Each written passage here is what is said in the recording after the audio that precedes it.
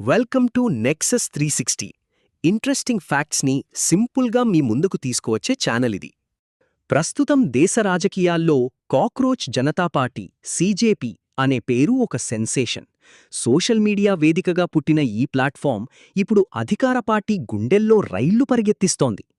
Technically ఇది election commission దగ్గర register అయిన పొలిటికల్ పార్టీ కాదు, కానీ దీనికి వస్తున్న అన్ప్రెసిడెంటెడ్ పబ్లిక్ రెస్పాన్స్ చూస్తుంటే దేశంలో యువత ఆలోచనా ధోరణి ఎంతలా మారుతుందో అర్థమవుతోంది.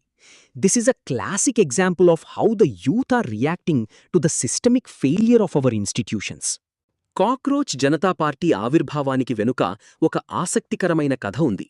సుప్రీంకోర్టు చీఫ్ జస్టిస్ సూర్యకాంత్ ఇటీవల చేసిన కొన్ని వ్యాఖ్యలు ఈ నిరసన జ్వాలకు ఆజ్యం పోశాయి. మే 15న ఒక కేసు విచారణ సందర్భంగా ఆయన మాట్లాడుతూ, నిరుద్యోగులు, పనీపాటాలేని యువత పారాసైట్స్ అండ్ కాక్రోచెస్లా తయారవుతున్నారని, వీరు ఆర్టీఐ యాక్టివిస్ట్స్గా మారి వ్యవస్థలపై బురద జల్లుతున్నారని వ్యాఖ్యానించారు. Though he later clarified that his comments were aimed at fraudsters with fake degrees and not the genuine youth of India, the damage was already done. ఈ వ్యాఖ్యలకు నిరసనగా అభిజీత్ దిప్కే అనే యువకుడు, సరే మేము బొద్దింకలమే అంటూ వ్యంగ్యంగా కాక్రోచ్ జనతా పార్టీని ప్రారంభించారు. Voice of the lazy and unemployed. ఇందులో మెంబర్షిప్ పొందాలంటే కొన్ని విచిత్రమైన కానీ ఆలోచింపజేసే క్వాలిఫికేషన్స్ ఉండాలి. ఖచ్చితంగా నిరుద్యోగి అయి ఉండాలి. రోజుకు కనీసం 11 గంటలు సోషల్ మీడియాలో యాక్టివ్గా ఉండాలి. ఇది వినడానికి తమాషాగా ఉన్నా దీని వెనక ఉన్న సామాజిక అసహనం చాలా తీవ్రమైనది. అవినీతి, కార్పొరేట్ గుత్తాధిపత్యం, దిగజారిన రాజకీయ విలువలపై యువత సంధిస్తున్న వ్యంగ్యాస్త్రాలివి. ఈ పార్టీకి వస్తున్న క్రేజ్ చూస్తుంటే సీనియర్ పొలిటికల్ అనలిస్ట్లే ఆశ్చర్యపోతున్నారు. కేవలం 5 రోజుల్లోనే ఇన్స్టాగ్రామ్ ఫాలోవర్స్ సంఖ్య 1.3 కోట్లకు, అంటే 13 మిలియన్కి చేరింది. దిస్ ఈజ్ స్టాగరింగ్ బికాజ్ అధికార బీజేపీకి ఉన్న 80 లక్షల ఫాలోవర్ల కంటే ఇది ఎంతో ఎక్కువ. యూట్యూబ్లో 1.5 లక్షల సబ్స్క్రైబర్స్ దాటగానే గవర్నమెంట్ ఆదేశాల మేరకు ఇండియాలో ఈ ఛానల్ బ్లాక్ అయ్యిందని సమాచారం. ఈ కాక్రోచ్ జనతా పార్టీ మేనిఫెస్టో కేవలం జోక్ కాదు, అది నేటి సమాజంలోని burning ఇష్యూస్ను ఎత్తిచూపుతోంది.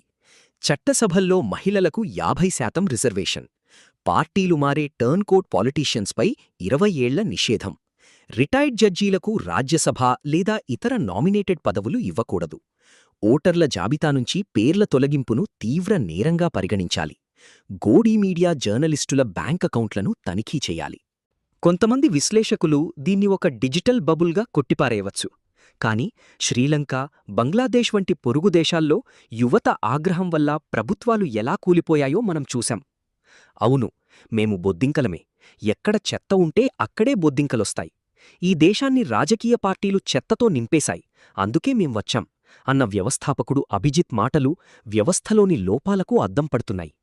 This is not just a protest, it's a symptom of deep rooted frustration over unemployment, paper leaks and corruption.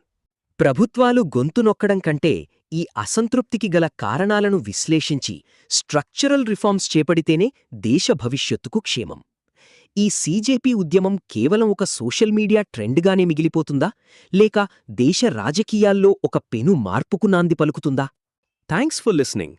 మరిన్ని science, technology and latest developments related informative videos కోసం please like చేసి Nexus 360 ఛానల్ని subscribe చేయండి.